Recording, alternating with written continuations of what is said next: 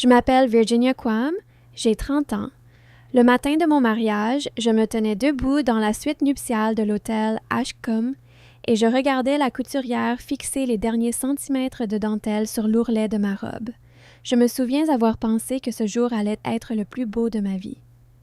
J'avais attendu ce moment pendant des années, j'avais planifié chaque détail, jusqu'au pli des serviettes sur les tables, et pourtant, un petit nœud froid s'était formé au creux de mon ventre, un malaise que je n'arrivais pas à expliquer. Ma mère, Dylan, n'arrêtait pas de toucher mon voile, de le replacer, alors qu'il était déjà parfait. Et chaque fois que nos regards se croisaient dans le miroir, c'était elle qui détournait les yeux en premier. Ma petite sœur Odette est arrivée avec 2 heures de retard, son mascara coulé, son téléphone vibrant sans arrêt dans sa pochette. Elle avait rompu avec son fiancé 3 semaines plus tôt, et depuis, toute la famille tournait autour de son chagrin, comme si elle était la seule à avoir le droit de ressentir quoi que ce soit. J'aimais ma sœur. Je tiens à le dire clairement, parce que ce qui allait suivre n'avait rien à voir avec de la haine envers elle. Ça concernait ce qu'a fait mon père, et ce que ma mère a laissé se produire ce jour-là précisément, ce jour qui aurait dû m'appartenir.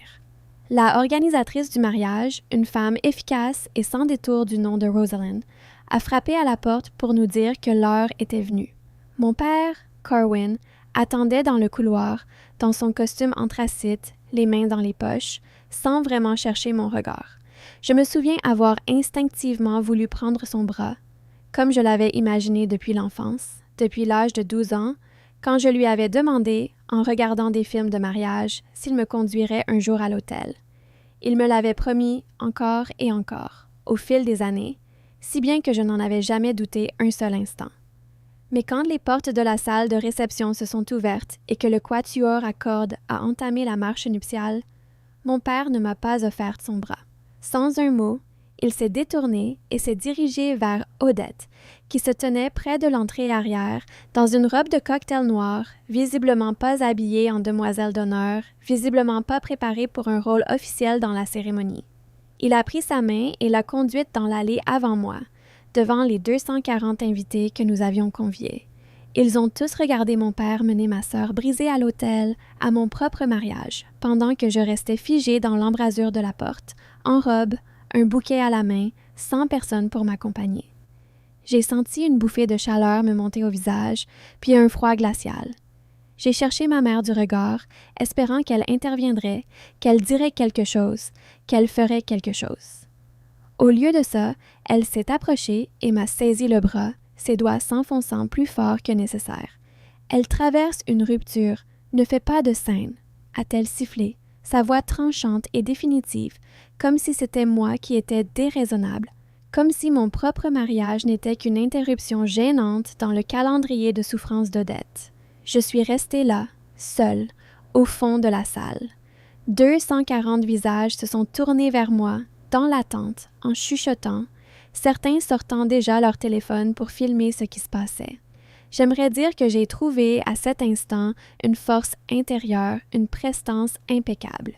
Mais la vérité, c'est que je suis simplement restée plantée là, figée, humiliée, me demandant si je devais faire demi-tour et repasser ces portes par lesquelles j'étais entrée.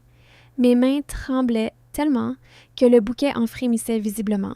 J'entendais les murmures parcourir la foule.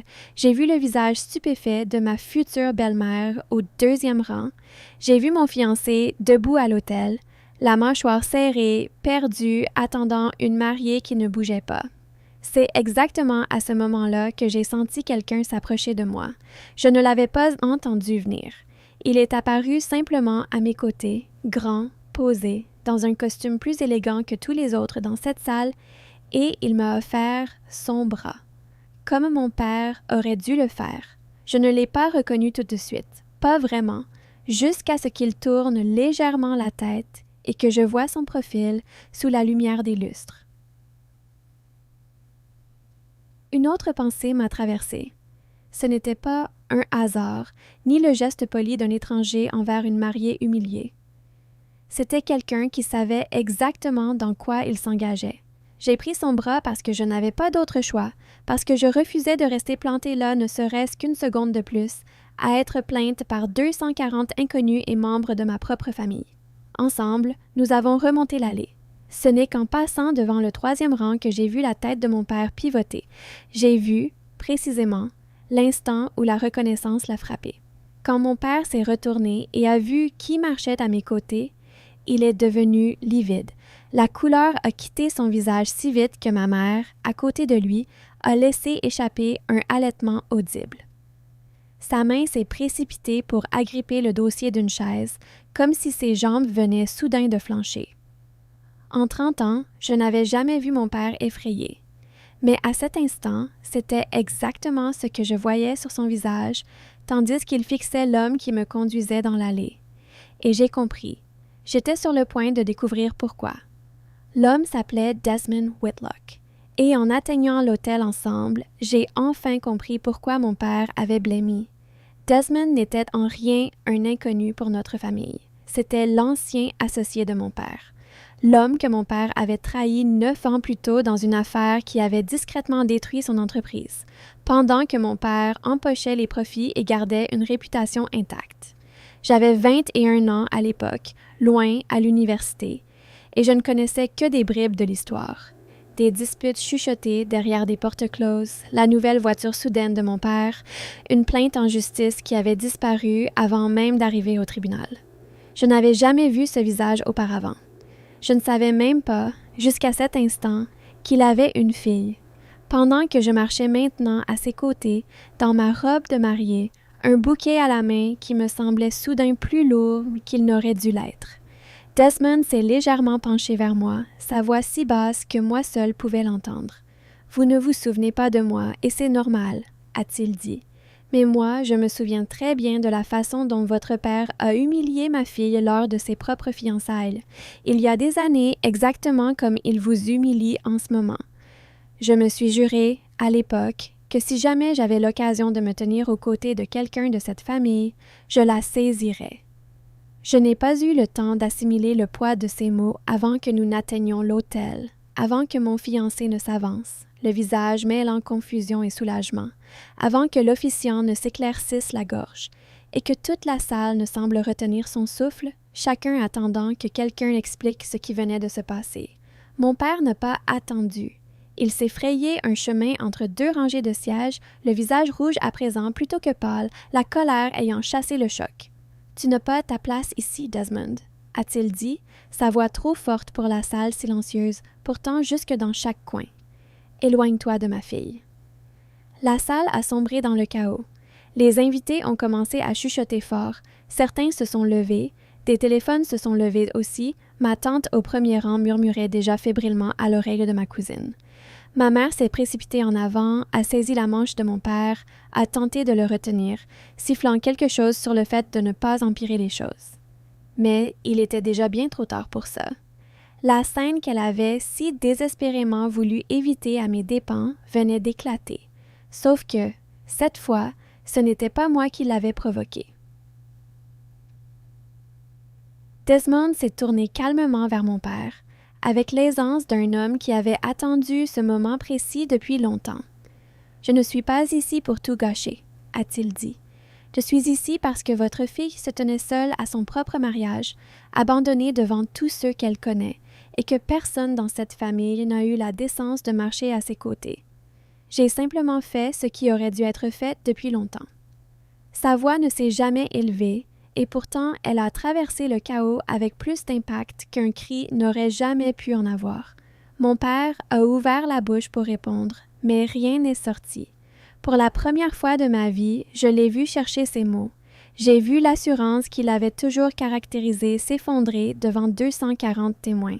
Mon fiancé, Théo, est descendu de l'hôtel, a passé son bras autour de mes épaules pour me soutenir, ses yeux balayant la foule d'un regard protecteur. « C'est le jour de Virginia », a-t-il dit fermement, en s'adressant directement à mon père. « Si tu ne peux pas être là pour elle, alors tu dois partir. » Ces mots ont frappé la salle comme une seconde vague. Mon père m'a regardé, vraiment regardé, peut-être pour la première fois depuis des semaines, et j'ai vu quelque chose passer sur son visage. Pas tout à fait du remords, mais quelque chose qui s'en approchait, mêlé à un orgueil blessé. Il ne s'est pas excusé. Il s'est simplement retourné, a pris le bras de ma mère et a quitté la salle, laissant Odette plantée là, mal à l'aise dans sa robe noire, le mascara à nouveau coulé, ne sachant plus où poser les yeux. Je ne veux pas prétendre que le reste de la cérémonie s'est déroulé comme le conte de fées que j'imaginais petite fille. Une partie de moi tremblait encore, revivant sans cesse le moment où mon père avait choisi de conduire ma sœur dans l'allée plutôt que moi. Mais quand Théo a pris mes mains à l'hôtel, quand Desmond s'est installé discrètement au dernier rang, refusant toute attention supplémentaire, j'ai senti quelque chose changer en moi. J'ai compris que la famille à laquelle j'avais tant essayé de plaire pendant 30 ans ne m'avait jamais placé au premier plan comme je les y avais placés, eux, et que l'amour qui m'attendait à l'hôtel, ainsi que la gentillesse inattendue d'un homme que je connaissais à peine, comptaient plus que toute reconnaissance que mon père aurait pu m'offrir un jour. Après la cérémonie, Desmond m'a retrouvée pendant la réception et m'a tout raconté.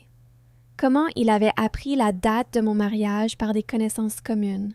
Comment il avait passé des semaines à se demander s'il devait vraiment venir. Comment les chuchotements cruels de ma mère et la froideur calculée de mon père l'avaient finalement poussé à franchir ses portes. Il ne demandait rien en retour, ni pardon pour le passé, ni place dans ma vie future. Il voulait simplement me montrer une chose, que quelqu'un m'avait vu, vraiment vu, à l'instant précis où ma propre famille avait refusé de le faire.